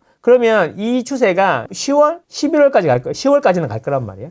그런데 이제 지금부터 9월부터 이제 가격이 슬슬슬 오르기 시작하는데 아까 보면 규제가 나올 만큼은 아니었잖아. 그지? 규제가 나올 만큼은 아니었잖아.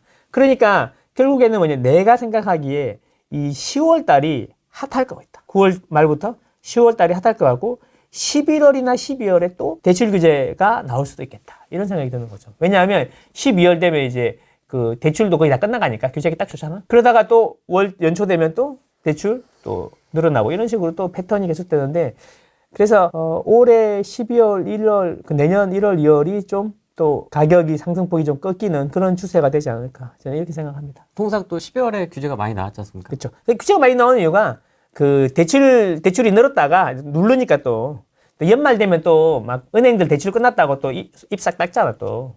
자기들 목표 달성 다 했다면서 입싹 닦잖아요. 그런 것도 있고 그래서 대출에 좀 소극적으로 나옵니다. 은행들이 대출 태도가 소극적으로 바뀌거든요.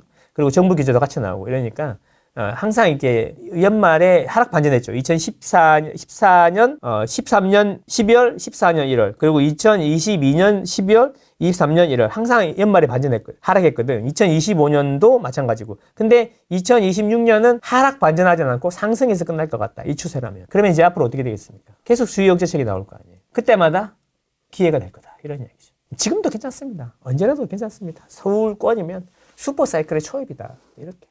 너무 이제 돈 없다고 너무 초기 재개발 빌라 이런 거 있잖아요. 그런 거 하지 말고 웬만하면 조합 설립이라도 된 거 이런 거 최근에 조합 설립 인가나고 사업 시행 인가나고 이런 거 있잖아요. 그런 것 정도는 이제 보셔도 된다. 공부 좀 하시면. 그렇고 잘 모르겠다 그러면 청약 받으시고 청약 공부하시고. 전세 대출이 이제 지금은 이렇게 이야기하잖아. 전세 대출이 전세 자금 대출을 받아갖고 사람들이 전세를 비싸게 들어가니까 그거를 레버리지로 활용해갖고 갭 투기꾼들이 집을 사가지고 집값을 올리고 있으니 전세 대출을 아예 없애버려야 된다. 이런 이야기인 거잖아요. 그런 거죠. 반지하 물차니까 반지하 해결해봐. 없애버려. 이런 거 똑같은 거죠. 그러니까 없애면 다 능사냐. 이런 이야기인데 보증 한도를 이제 2억으로 일괄 축소한 거잖아요. 그거는 이제 제가 보기에는 다주택자, 그러니까 1주택자가 전세 자금 대출을 받을 때 2억까지밖에 안 해주겠다 이런 거잖아요. 네. 근데 그게 지방도 포함이야. 원래 이제 2억 3천 보증해 주는 거예요. 다 2억 이렇게 했는데 2억으로 이제 줄인 건데 지방 사람이 연끌 해가지고 서울에 집을 사고 자기는 전세 자금 대출을 받아가지고 자기 동네에 사는 거를 막으려고 의식해서 한 것 같아. 기본적으로 이제 전세 대출 받아서 전세 사는 사람들을 악의 프레임으로 보는 거죠. 맞는 거야 이게? 그러니까 이게 나는 어이가 없는 게 전세하고 월세가 있어요. 전세하고 월세가 있는데 전세 자꾸 미개한 거고 뭐 없어져야 되고 이렇게 얘기하는데 계속 안 없어지는 이유가 뭘까요? 제가 돌려봤거든요. 돌려봤는데 전세하고 월세하고 순수 월세가 있어. 반전세가 있잖아. 반전세가 있고 그 다음에 순수 월세가 있고 그 다음에 전세가 있잖아요. 그러니까 전세라 그러면 월세가 10원도 없는 거 보증금만 있는 걸 전세라고 하잖아요. 그게 계속 줄어든다고 얼마나 말이 많았습니까? 그래서 내가 통계를 한번 봤어요. 전체 임대 거래 중에 전세가 차지하는 포지션을 봤거든. 그게 최근 5년 동안 안 변했어요. 거의 일정하게 유지가 되고 있다는 거야. 그러니까 얘 얘기는 그동안에 없어져야 된다는 이야기가 얼마나 많았어. 역전세다, 전세 사기다, 갭투자자의 먹잇감이다 이러면서 없어져야 된다고 얼마나 이야기가 많았어요. 근데 왜 안 없어질까요? 생태계에서 존재를 하려면 존재 이유가 있어야 되잖아. 그래서 전세는 투자자 입장에서는 이렇게 자기 돈이 안 들어가고 투자를 해놓을 수 있으니까 좋고 그러면 임차인 입장에서는 월세보다 전세가 싸니까 전세를 찾는 거죠. 둘의 이익이 서로 합치하니까 전세라는 게 존재하는 거거든요. 계속 없어져야 된다 그러는데도 일정 비율을 유지하는 이유가 바로 그런 데 있는 거죠.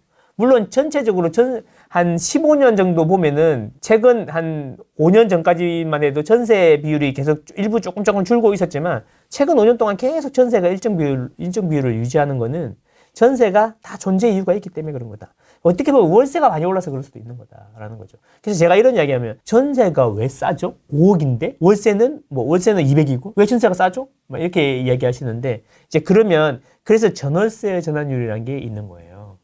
전월세 전환율이라는 거는 예를 들어 10억짜리 집이 있어요. 그럼 전세가율이 50%예요. 전세가율이 50%야? 그러면 전세가 5억일 거 아니야. 그러면 전세자금 대출을 5억 풀로 받으면 이자가 얼마 나오냐? 이런 얘기거든요. 그러면 이자가 만약에 4%면 5, 4, 20이니까 1년에 2천만 원을 내는 거죠. 그런데 월세는 2,500이나 3,000이더라는 거예요. 1년 월세가. 그게 전월세 전환율이거든요. 서울은 전월세 전환율이 4.6%예요. 그리고 전세자금 대출 금리가 3.6%. 그러면은 1% 이상 전세가 저렴하다는 거거든요. 그래서 전세를 없애버린다는, 투기꾼들의 먹이가 되니까 전세를 없애버리라는 이야기는 뭐냐면 반대로 이야기하면 그냥 1년에 1,000만 원씩 더 내고 월세로 살아야 된다라는 이야기하고 똑같은 거야. 그럼 그게 뭐가 문제가 되냐? 자, 그러면 이거를 주장하는 이유, 그 사람들이 이걸 주장하는 이유가 이런 거잖아요. 서울의 집값이 오르는 이유가 수요와 공급에 의해서 공급이 적어서 구조적으로 정부가 공급을 안 해서 오른 게 아니라 전세가 올라서 오른 거잖아. 그래서 전세를 없애야 된다는 거잖아. 그러면 전세를 없애면 집값이 안정될 거다. 이런 이야기인 거잖아요. 맞습니다. 그러면 생각해봐요. 자, 전세를 없애버렸어. 예를 들어서 없애버렸어. 그러면 집값이 잡힐까 진짜? 내일부터 금지. 예, 그래서 예를 들어 잡힐까? 그걸 누가 확신할 수 있냐고. 만약에 그래서 집값이 안 잡히면 전세 없애자고 한 사람 책임질 거야? 이 주거 문제가 간단한 게 아니라니까 이렇게 다 연결돼 있네. 그래서 내가 심사숙고해서 결정해야 되는데 일요일 날 발표하고 월요일부터 시행 이러고 있는 거야 지금 계속. 이게 말이 되냐고. 대혼란이 오는 거잖아. 얼마나 많은 사람들이 영향을 받는데. 은행 창고에 줄 서고 막 물어보고 뭐. 맞아요. 이게 이거는 거의 그거 수준이잖아. 그거 뭐요? 12억 그거 수준이잖아. 그거 그런 거 아니야? 어쨌든 그래서 내 이야기는 이렇게 혼란을 줬는데 혼란 준 사람은 아무 책임을 안 져. 이게 주거 문제는 집 갖고 있는 사람은 문제가 되는 게 아니에요. 전세 사시는 분들, 월세 사는 분들한테 전체적으로 다 문제가 영향을 주는 거거든요. 그러니까 되게 심사숙고하고 테스트 베드 만들어가지고 막 지역에 국지적으로 막 해보기도 하고 막 이렇게 해서 그렇죠. 그 결과를 보고 해야 되는 건데 그렇죠. 오늘 발표하고 내일부터래. 미친 거지 이거. 그러니까 이 공무원들의 힘을, 행정부의 힘이 얼마나 큰지를 실상 놀라는 거죠. 이게 국민의 기본권을 제한하는 건데 국민의 기본권을 제한하는 것만큼 전체 사회의 이득이 클 거라는 어떠한 정보도 없고 뭐 이렇게 금융위원장 이런 애들이 그냥 하루아침에 결정할 수 있는 거야. 야, 이런 나라가 있어요. 세상에. 이런 나라가 있어. 자유민주주의에 살고 있는데. 민주주의가 아니죠. 북한도 민주주의예요. 인민민주주의죠. 여기는. 그렇죠. 인민민주주의.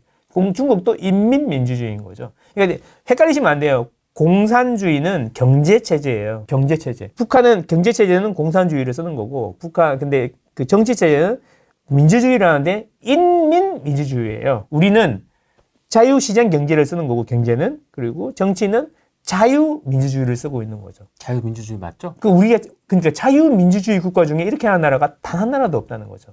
그러니까 자유는 지금 자유. 내가 자유? 자유? 자유는 슬립. 자유? 이렇게 이러는 거지. 그러니까 이게 참 어이가 없다라는 겁니다. 그래서 이렇게 급진적으로 바꿀 수 있냐. 어쨌든 그래서 전세를 없앴다고 칩시다. 그래서 집값을 못 잡으면 책임질 거냐. 만약에 집값을 잡았다고 치자. 네. 만약에 잡았어. 그러면 이거는 1년에 2천만 원 이자로 살 수 있는 집에 있던 사람을 3천만 원 월세로 내모는 거죠. 그렇잖아요. 그러면 그렇게 해서 집을 잡았다고 칩시다. 집값을 잡았다고 칩시다. 그러면 결국에는 세입자의 눈물로 집값을 잡은 거죠. 이게 맞아요? 이 시간이 지나잖아요. 그럼 어떻게 되냐면 이게 임대료가 계속 올라요. 왜냐면 결국에는 집이 없다는 거는 배당이 없기 때문에. 임대료가 오르거든요.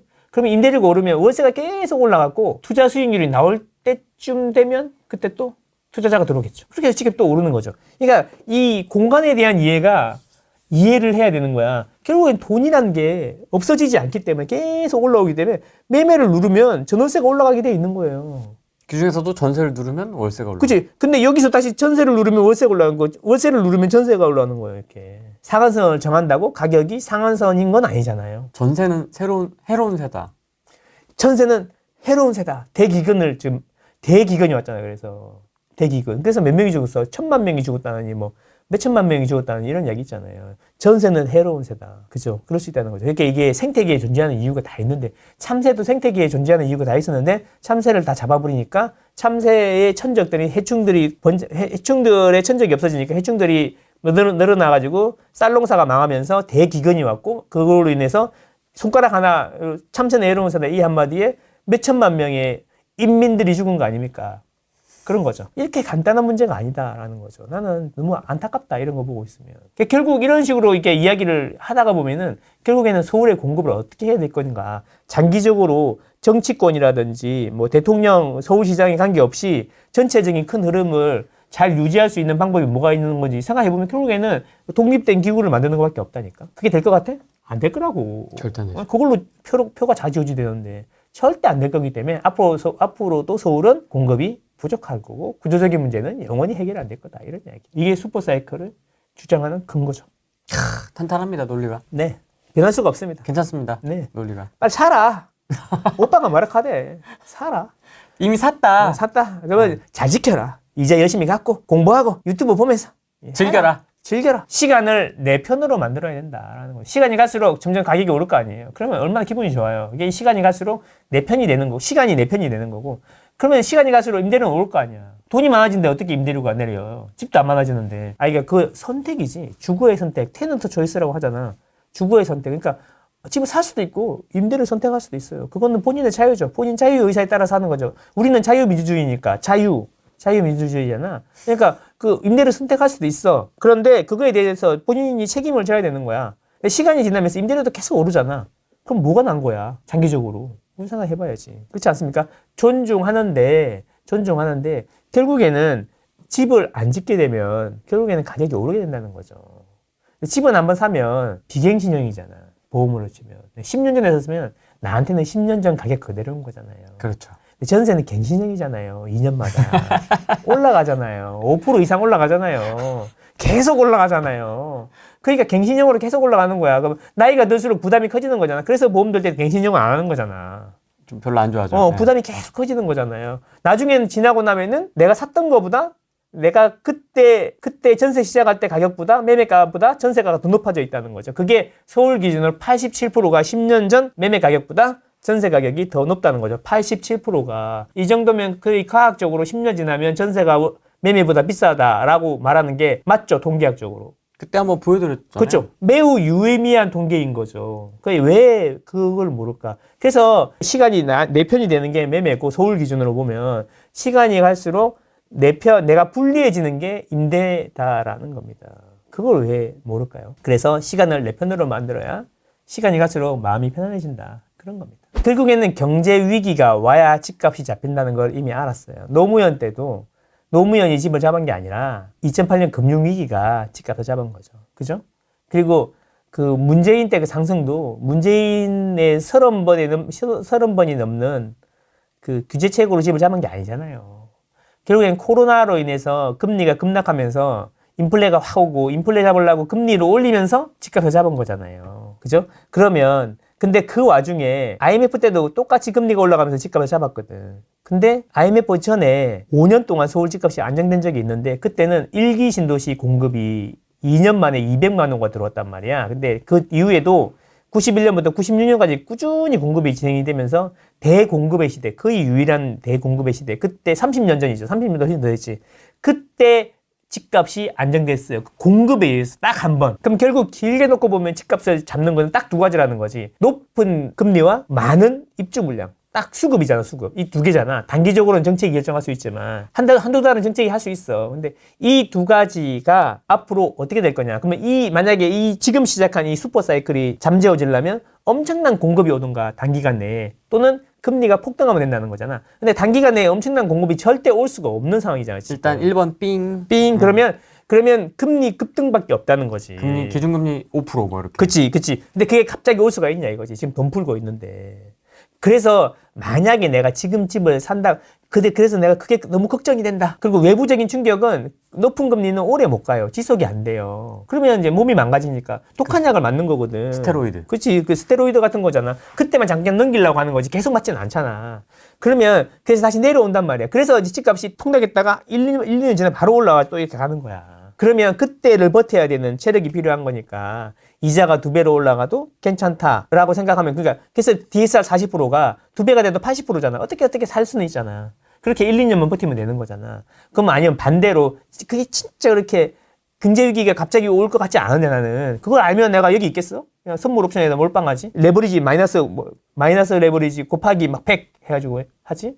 그렇잖아. 그러면 그런 게 만약에 단기간에 자기 생각하기에는 올 것 같아. 그런 사람들 많잖아. 뭐 우리 경제 폭망한다. 한국 경제 폭망한다. 뭐 그런 사람 많잖아. 그렇게 생각하면 고정금리로 하면 되잖아. 5년짜리. 5년 내에는 문제 없잖아. 그런 거잖아요. 2020년 코로나 때 미국 주택 가격은 계속 견조하게 올랐던 이유가 뭐냐면 그때 사람들이 미국은 그때 코로나 때 금리 떨어질 때 1%대에서 한 30년, 40년, 50년짜리 장기 모기지를 써가지고 했기 때문에 사람들이 그 이자가 뭐 1%로 받았으니까 뭐 6%가 되든 7%가 되든 자기는 안 팔 이유가 없잖아요. 그래서 유지가 된 거거든. 그런 거거든. 그래서 그걸 우리가 본받으려고 뭐 이렇게 변동금리 비중이 80%였는데 그거를 뭐 30% 밑으로 다운시키라느니 그래갖고 갑자기 이제 고정금리 이자가 떨어지고 막 그랬던 게 윤석열 초반일 거야 아마. 그죠? 그런 거거든요. 그러니까 다 대비할 방법이 있다니까. 왜 없어? 그러니까 대신에 이제 사이클을 잘 만나갖고 오를 만한 곳에 사야 되는 거지. 지금 타이밍은 그래서 서울권이다라는 거고요. 내년부터는 이제 지방도 슬슬 이야기 많이 나올 겁니다. 두고 보세요. 무주택 신혼부부. 지금 사는 게 맞다일까요? 제발 답 주세요. 두려워서요. 은평구 대장 보고 있습니다. 무엇을 망설이죠? 은평구의 대장이면 여기 말하는 거잖아. 3호선 라인 따라서 있잖아, 은평구는. 그죠? 네, 3호선 라인 따라서 있잖아요. 자, 여기 3호선 라인 따라서 요렇게 가는 거예요, 요렇게. 요렇게. 그죠? 그럼 여기 보면은 서대문 센트럴파크는 아닐 거고, 무학재니까 더 가서, 요렇게 가면은 녹번역 있는데, 여기 보면 여기 대장이잖아. 24평 10.65. 그죠? 이쪽 근처 말씀하시는 거잖아요. 그거 왜 무엇을 망설이죠? 예, 그게 아니면 은평구라고 하니까 이제 더 가갖고, 이제 이쪽에. 안 오를까 봐서요. 또는 여기 수색 근처 수색 쪽으로 가는 이쪽인데, 뭐 3호선 라인에 있는 걸 왜? 그러니까 지금까지 내가 계속 이야기했는데, 오를 거라고. 1시간 반 동안 이야기했는데, 안 오를까 봐서요. 그러면 할 수 없죠. 야, 집을 산다는 게 있잖아요. 장기적으로 서울집은 우상향 한다는 거 믿음이 있어야지. 그러니까 제가 그래서 이야기하는 게 뭐냐면, 사고 안 사고를 결정하기 전에 먼저 중요한 게 사이클이라는 거에 대해서 이해를 해야 된다라고 말씀을 드리는 거죠. 수요와 공급이라고 아무리 이야기를 해도 수요와 공급이 어떻게 영향을 미치는 건지에 대해서 장기적인 시각에서 그걸 공부해 보셔야 된다는 거고, 그래서 제가 슈퍼 사이클이라는 책을 쓴 거예요. 그 책에는 뭐 사서 얼마 벌었다 이런 이야기 하나도 없어요. 제가 뭐 사서 돈 버는 이력이 없어서 안 쓴 건 아니잖아요. 그러면 가스라이팅밖에 안 되고요. 내가 했던 방식을 따라할 수밖에 없게 돼 있거든요. 근데 저는 제가 했던 방식이 10년 전부터 지난장에 했던 방식이 지금 똑같이 적용이 안 되기 때문에 아무 말도 안 하는 거지. 그때는 3천만 원 있으면 저기 염창동 가가지고 갭 투자하면은 그냥 2년 지나면 그 전세 가격이 매매 가격보다 더 올랐어요. 현금 생기고 그랬거든요. 그리고 2017년, 18년에는 인천 가면은 이주하고 있는 재개발 입주권 3천만 원이면 살 수 있었고, 2019년에는 저기 지방 가면은 3천만 원이면 입주권 살 수 있었는데 3천 주고 사가지고 2억 주고 팔았단 말이에요. 근데 지금은 그게 안 돼요. 기본적으로 들어가는 돈 자체가 다르단 말이야. 그러니까 그 돈 벌었던 이야기 쭉 하면 그런 책 써가지고 뭐 낚아가지고 막 갭 투자하라고 해서 대기업 된 데도 있고 막 그렇잖아. 그래서 내가 그런 이야기 아예 안 하는 거야. 그런 이야기를 지금 써먹을 수가 없는데 그런 이야기 하면 뭐 하냐고. 내가 이상한 대로 뭐라 붙이는 건 마찬가지지. 뭐 내 말은 다 100% 맞는 것도 아닌데.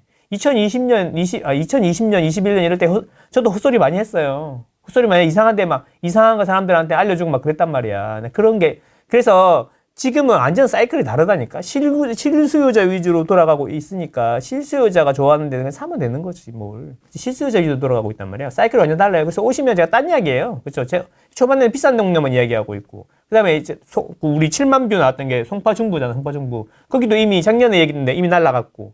그 다음에 또 어디 이야기해야 돼? 뭐, 그 주변 이제 지금 이야기하고 있는 거고, 점점 이제 B급지, C급지로 이제 범위를 넓혀가면서 이야기하고 있는 거고, 물론 뭐 지금이라도, 그니까, 거기가 그 2년 내로 보면 수익률이 좋을 것 같으니까 얘기하는 거고, 돈에 맞춰가지고, 자기에 맞춰가지고 다 이제, 해야 되는 거지. 그냥 본인 상황을 내가 모르면 그냥 지금 수익률이 좋을 것 같은 데를 얘기하는 거고 본인이 뭐 1억이 있어요, 2억이 있어요, 저기 사고 싶어요. 그러면 거기 맞춰가지고 이야기를 드리는 거지. 그렇잖아요. 일단 사이클에 대한 이해가 좀 필요하다는 거지. 내가 아무리 이야기해도 떨어질 것 같았어요. 그러면 할 말이 없는 거야. 뭐 또 뭘 더 이상 이야기할 수 있는 게 없는 거죠. 뭘 더 이야기하죠? 그러니까 안 오르면 살 필요가 없는 거야. 안 오른다 생각하면은 임대가 훨씬 더 유리한 포지션이니까 임대로 하시면 됩니다. 다만 저는 오를 거라 생각한다 이런 이야기. 서울 아파트 재개발 예정지 빌라 4채, 오피스텔 1채, 정부 전세 규제로 역전세로 고통 중인데 이것도 시간에 투자하는 게 유리할까요? 아, 빌라하고 오피스텔이니까. 제가 보기에는 서울 재개발 예정지에 빌라가 4채가 있고 오피스텔 1채가 재개발 예정지에 있는지는 모르겠어요. 그 전세 1채 갭투자, 그러니까 재개발 예정지에 4채가 있고 오피스텔 하나, 그 다음에 갭투자 하나 이렇게 있다는 이야기인데 그 10년 차라는 이야기가 그러면 2015년 정도 했다는 거잖아요. 그럼 많이 올랐겠네, 다. 아, 10년 됐으니까요? 근데 지금 역전세 나고 있다는 거 보니까 저 빌라 126% 룰 때문에 전세금을 돌려줘야 돼가지고 힘들다. 손절해야 되냐 이런 이야기인 것 같네요. 네. 그러니까 저게 이제 결국에는 저기 재개발 예정지는 재개발이 진행이 되고 있냐 없냐 이게 중요한 거잖아요. 10년째 뭐 노답이고 앞으로도 안 될 것 같으면 지금이라도 파는 게 맞죠. 오피스텔도 잘 모르겠으면 10년 전에 샀으면 가격은 조금 올랐을 것 같고 그동안 월세 받으셨을 건데 어쩌면 대출 받아가지고 샀으면 이자 내고 있었을 수도 있고 그러니까 아무래도 저게 다주택 포지션으로 저렇게 가는 것보다는 오피스텔이나 전세 갭투는 또 어딘지 잘 모르겠어요. 만약에 저라면 오피스텔은 정리할 것 같고 재개발 예정지도 이제 상황 봐가지고 될 것 같은 건 남겨놓고 다 정리할 것 같아요. 근데 재개발 예정지도 2015년에 샀으면 아직까지 안 되고 있는 거 아니야? 진행이 많이 된 건 들고 계시면 될 것 같고 그 또 역전세로 고생한다고 하시는 거 보니까 아직 뭐 2주 단계는 아닌가 보네요. 그죠? 그렇죠. 그런 것 같네요. 절대가 자체는 조금 올라가지 않았을까요? 올라갔겠죠. 10년이 됐으니까. 그래서 제가 초기 재개발 말씀 많이 하시는데 이제 저런 상황을 저는 많이 보거든요. 많이 보니까 그러니까 초기 재개발을 하는 건 좋은데 계속 말씀드리는 게 그거는 선수의 영역이니까 선수의 영역이다. 그러니까 초보는 돈이 조금 들어간다 그래서 초기 재개발을 하면 안 된다라고 얘기 드리는 거예요. 그죠? 지금 10년째 저거 갖고 계신 거잖아요. 무섭다. 이주가 안 되고 있는 거고, 그죠? 그러니까 진짜 공부 열심히 해가지고 초기 재개발을 정말 이제 빡세게 공부했다. 그래서 하나는 안 될 수도 있으니까 확률이잖아. 확률. 그러니까 수학에서 기대 수익률이라는 게 있잖아. 그러면 터지면 4배야. 그러면 3개까지는 괜찮잖아. 하나 터질 거니까, 그죠?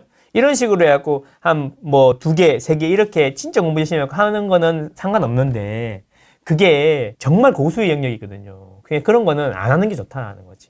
차라리 조합 설립돼 있거나 지금 기준으로 보면은 사업 시행인가 나 있는 거 이런 거를 잘 고르셔가지고 하는 게 차라리 낫다는 거지. 1개 정도, 1-2개 낫다는 거지. 근데 그것도 고르는 또 방법이 또 있어. 뭐 이렇게 조합 설립됐고 사업 시행인가 낫다고 다 또 되는 게 아니야. 근데 그거를 이제 찾아가서 이제 임장도 해보고 무료도 보고 이렇게 해야 되지만 부동산에서는 다 가면 한숨만 쉬거나 아니면 다 좋다고만 이야기하니까 둘 중에 하나거든요.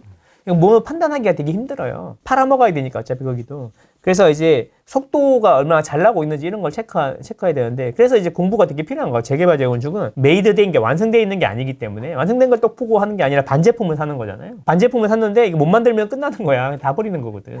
그렇게 생각하고 이게 반제품이 완제품이 될 가능성이 있냐 없냐 이런 걸 판단할 수 있는 거 그런 공부를 해야 되는 거죠. 구역은 엄청 많아요. 다 싸요. 사면 되죠. 근데 산다고 다 되는 게 아니잖아. 완제품이 아니라니까요. 그게 중요하다. 그래서 고수의 영역이다. 저는 이렇게 생각합니다. 꼭 하고 싶으면 조합 설립되고 사업 시행이 난 거 잘 되고 있는 거 그런 거 하시는 게 좋다. 차라리 속도 잘 나고 있는 거 하는 게 비싸게 주고 하더라도 확실하다 이런 거죠.